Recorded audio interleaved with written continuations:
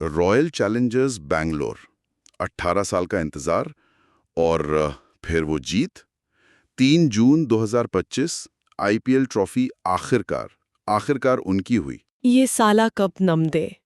ये सिर्फ एक नारा नहीं था, है ना? बिल्कुल नहीं, ये तो करोड़ों धड़कनों की आवाज थी जो सच हुई। पूरा बैंगलोर, मतलब पूरा शहर जश्न में डूबा हुआ था। हाँ, वो माहौल ही अलग था। लेकिन 3 जून की वो रात और 4 जून की शाम, इनके बीच एक बहुत ही स्याह हकीकत खड़ी है। हाँ, जीत के ठीक अगले दिन वो भयानक हादसा। बिल्कुल। आज हम 19 स्रोतों को देख रहे हैं जो आरसीबी की उस विजय परेड और फिर उसमें हुई उस दर्दनाक भगदड़ का ब्यौरा देते हैं। ये ज्यादातर समाचार लेख हैं, रिपोर्ट्स हैं। और हमारा मकसद यही है कि हम समझें कि हुआ क्या था, तथ्यों के आधार पर। और शायद ये भी कि ऐसा क्यों हुआ। हाँ, तो प्लान क्या था? एक ओपन बस परेड एम चिन्नास्वामी स्टेडियम से शुरू होकर कब्बन पार्क तक। सीधा सा प्लान लगता है सुनने में। हाँ, लेकिन फिर सोशल मीडिया पर बातें फैलने लगी कि अरे विराट कोहली आ रहे हैं, ग्लेन मैक्सवेल भी होंगे, ड्रोन शो भी होगा। अच्छा, मतलब ये सब अफवाहें थीं। ज्यादातर। और इन अफवाहों ने वो भीड़ को और बढ़ा दिया। बेकाबू सा माहौल हो गया। और उसका नतीजा? नतीजा ये हुआ कि भीड़, मतलब उम्मीद से कई ज्यादा। पुलिस का शुरुआती अनुमान ही था कि 2 लाख से ज्यादा लोग। 2 लाख? बाप रे। हाँ, और उसके मुकाबले सुरक्षा इंतजाम बिल्कुल नाकाफी। स्रोत साफ बताते हैं कि सिर्फ 3 एंट्री पॉइंट थे। सिर्फ 3? इतनी बड़ी भीड़ के लिए? हाँ, और भीड़ को कंट्रोल करने या मान लीजिए कहीं मोड़ने का कोई प्लान ही नहीं था। ना मेडिकल टेंट, ना सही से इमरजेंसी एग्जिट। और तालमेल की कमी अलग अलग एजेंसीज के बीच। स्रोत कुछ कहते हैं इस पर? बिल्कुल।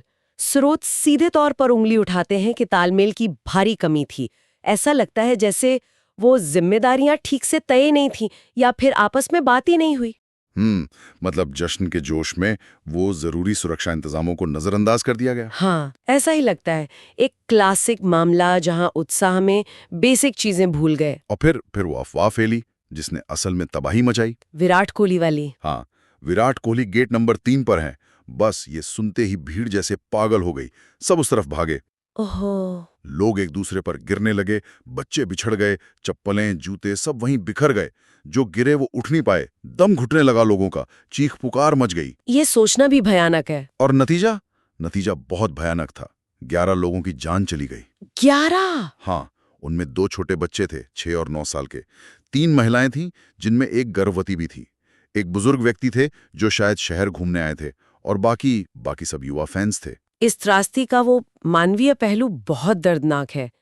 स्रोत एक माँ के बारे में बताते हैं जिनका कहना था, मैंने उसे आरसीबी की जीत दिखाने का वादा किया था, अब वो नहीं रही। हे भगवान! अरे घायल लड़के का बयान था, मैं तो बच गया पर मेरा बेस्ट फ्रेंड, उसकी सांस वहीं रुक गई। विराट कोहली ने भी वो काफी भावुक बयान दिया था। कहा कि इस हादसे ने जीत की सारी खुशी छीन ली। ये जीत उन खोई जानों से बड़ी नहीं है। हाँ, उनका बयान काफी चर्चा में रहा। इसके बाद जाहिर है सवाल उठे, जवाबदेही किसकी? बिल्कुल। और फिर शुरू हुआ आरोप प्रत्यारोप का दौर। बैंगलोर पुलिस ने कहा, जी हमें इतनी भीड़ का अंदाजा ही नहीं था। अच्छा। बीसीसीआई ने कहा, ये तो राज्य सरकार की जिम्मेदारी थी। क्राउड कंट्रोल एक्सपर्ट्स ने साफ कहा कि भाई इमरजेंसी एग्जिट क्यों नहीं थे, मेडिकल बूथ्स कहाँ थे। और ये बात भी सामने आई कि एम्बुलेंस को अंदर पहुंचने में ही काफी वक्त लग गया। हाँ, 25 मिनट से ज्यादा। सोचिए, उस वक्त एक एक पल कीमती होता है। बिल्कुल। सोशल मीडिया पर भी बहुत गुस्सा था। #RCB स्टैम्पेड ट्रेंड कर रहा था। लोग पूछ रहे थे कि ये हुआ कैसे, खुशी का दिन मातम में कैसे बदल गया। और फिर कुछ कदम उठाए भी गए। कर्नाटक सरकार ने जुडिशियल जांच बिठाई। 4 पुलिस ऑफिसरों को सस्पेंड किया गया। एक PIL भी फाइल हुई कि भाई ऐसे बड़े आयोजनों के लिए पक्की नियम कायदे बनाओ। और कोर्ट ने भी कुछ कहा था शायद? हाँ, कर्नाटक हाई कोर्ट ने काफी सख्त टिप्पणी की, भविष्य के लिए चेतावनी भी दी, और आरसीबी टीम के मालिकों ने मुआवजे का ऐलान किया, हर परिवार को 25 लाख। 25 लाख?